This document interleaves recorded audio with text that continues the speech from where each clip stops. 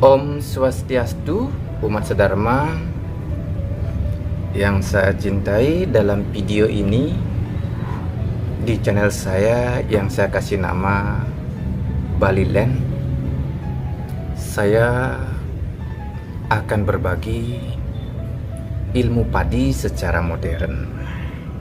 Nah, ilmu padi secara modern itu terinspirasi dari kepanjangan setiap huruf dari kata padi, yang mana kata padi setiap hurufnya saya panjangkan menjadi patuhi agama dengan ikhlas. Nah, itu ilmu padi berdasarkan inspirasi di pikiran saya, karena sekarang kan ada di zaman modern. Sekiranya ilmu padi saya itu saya anggap sebagai ilmu padi modern. Jadi berbeda. Ilmu padi modern yaitu patuhi agama dengan ikhlas, sesuai dengan pernyataan orang tua yang katanya yang disebut dengan ilmu padi itu kan semakin berisi semakin merunduk. Nah itu. Nah, ilmu padi modern ini hanya dimengerti oleh golongan petani yang namanya petani spiritual. Nah, petani spiritual itu ditunjukkan oleh kepanjangan kata petani, yaitu pertapa murni, ya.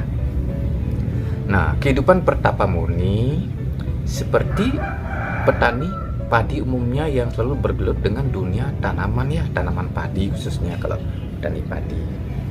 Nah, dalam bahasa Bali tanaman itu disebut dengan pemulaan, ya. Nah, ini ada nilai filosofi atau makna dari tanaman tersebut yang saya panjangkan menjadi taat ingat nama Tuhan atau mantra suci. Dalam bahasa Bali pemulaan dipanjangkan jadi penting nih mantra nih ulang-ulangin, yang artinya yang terpenting mantra diulang-ulangi. Nah itu. Dalam hal ini seorang pertapa murni dalam menerapkan ilmu padi, caranya ditunjukkan oleh kepanjangan kata tanaman itu, yaitu taat ingat nama Tuhan atau mantra suci semata dan semata ingat Tuhan. Nah, kehidupan sebagai pertapa murni tentu lemah, seperti pohon padi lemah tidak kuat karena mengandalkan semata ingat nama Tuhan, ya, atau yang terpenting mantra diulang-ulang, diperbanyak. Dalam istilah Weda disebut dengan ilmu japa, hanya japa aja. Jadi lemah kita, tidak sama dengan pertapa-pertapa yang lain. Pertapa Kundalini melakukan tapa berata sepanjang mungkin untuk menghidupkan Kundalini, membangkitkan kesaktian, itu hebat, kuat fisiknya, powernya gede gitu. Itu juga pertapa yang belajar ilmu cakra-cakra itu tenaganya gede, punya karisma, punya wibawa. Kalau pertapa murni yang hanya taat ingat nama Tuhan atau mantra suci semata, itu lemah, seperti pohon padi lemah. Tapi yang paling utama adalah berguna untuk apa, semata untuk pengisian akal budi, ya. Seperti buah padi untuk menghasilkan buah, ya. Buah padi yaitu menghasilkan beras. Jadi pengisian akal budi saja yang prioritas utama dari kehidupan jadi seorang pertapa murni, ya. Pengisian ini akal budi supaya berisi guna satang, supaya berisi kesucian yang memungkinkan kecerdasan bertambah, yang memungkinkan pula itulah sesuai kepanjangan kata beras bisa jadi orang berhasil untuk merubah nasib. Seperti kita petani padi bercocok tanam padi, tiada lain nanti menghasilkan beras yang nanti berasnya bisa dimasak menjadi nasi. Nasi itu nasib, jadi untuk merubah nasib kita itu dibutuhkan kecerdasan IQ. Nah, untuk menjalani inilah kita sebagai petani padi, sebagai pertapa murni yang menerapkan ilmu padi itu tidak terlalu punya power, tidak punya tenaga. Nah, itu kata petani juga saya panjangkan jadi penampilan tak ada nilainya. Dari segi penampilan fisik seorang pertapa murni itu tidak jauh beda dengan penampilan seorang petani yang pergi ke sawah. Mungkin pakaiannya tidak terlalu keren, tidak terlalu mentereng, bisa orang bilang dekil cuil, tidak terlalulah memperlihatkan penampilan secara fisik dari busana biasa-biasa aja. Namanya kita kehidupan sebagai pertapa murni itu harus sederhana. Tapi bukan harus sederhana, memang sudah mungkin jiwa kepertapaan itu sudah merasuk di diri saya. Dari segi penampilan saya tidak terlalu menampilkan fisik secara wow biar berpenampilan keren atau bagaimana lah. Tetap sederhana begini memang sudah dirangsui oleh jiwa pertapa murni kan, kayak begitu ya. Sehingga ya penampilannya tidak ada nilainya gitu. Penampilan tak ada nilainya. Tapi jangan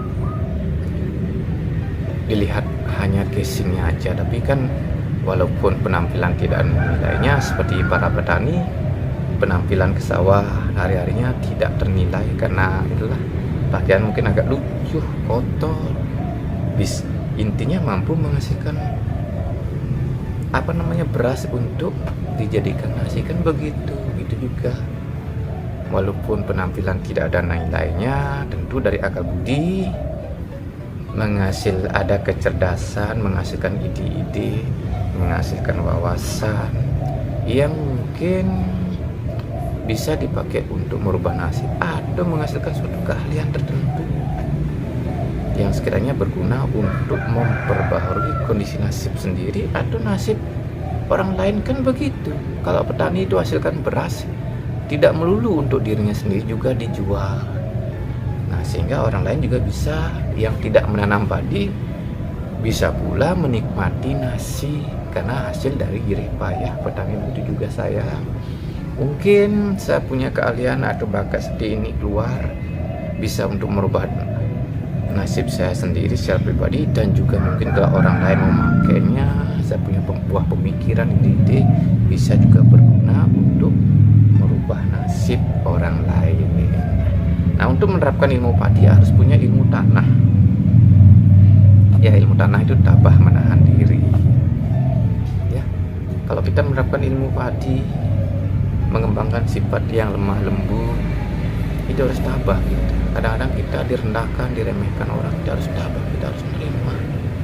Jika kita pas emosi banget, tidak kuasa, lebih baik kita pergi menjauh gitu ya. Itu juga harus punya ilmu rabu.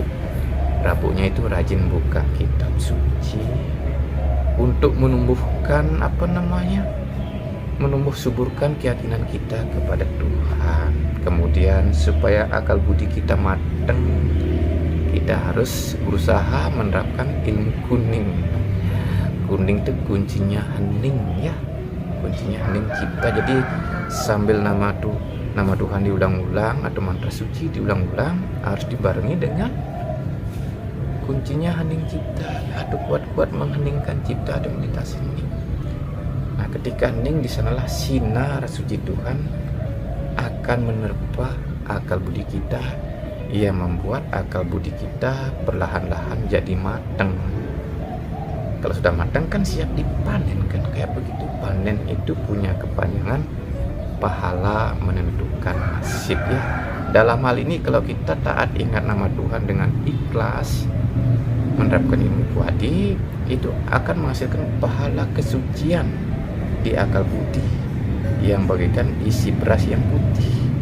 Nah, pahala kesucian inilah yang sekiranya sebagai penentu kondisi nasib kita. Jadi umat sedharma sekalian, dalam melakukan pertapaan menerapkan ilmu padi itu sebenarnya cocok bagi kita yang takut kena risiko. Kalau kita belajar ilmu agama, ilmu pertapaan yang belajar kundalini, belajar kesaktian, itu kan lakukan pertapaan juga itu penuh risiko. Kalau salah-salah itu nanti bisa ada efek sampingnya. Kalau dengan menerapkan ilmu padi, ya ilmu padi sebagai pertapa murni hanya taat ingat nama Tuhan, semata ingat Tuhan saja. Gitu. Jadi sederhana sekali ilmu padi itu. Apa namanya ilmu padi? Yang merupakan ilmunya bagi seorang pertapa murni hanya taat ingat nama Tuhan atau mantra suci, atau istilah baliknya pemulaan pentingnya mantra ulang-ulang dengan ikhlas tanpa pamrih. Ini kalau kita mengucapkan nama Tuhan dengan ikhlas tanpa pamrih, itu sudah tingkatan sanyasi. Jadi melakukannya itu tidak terlalu memikirkan pahalanya. Yang penting jalankan saja. Pahala itu urusan belakang, itu berhubungan dengan jerih payah kita.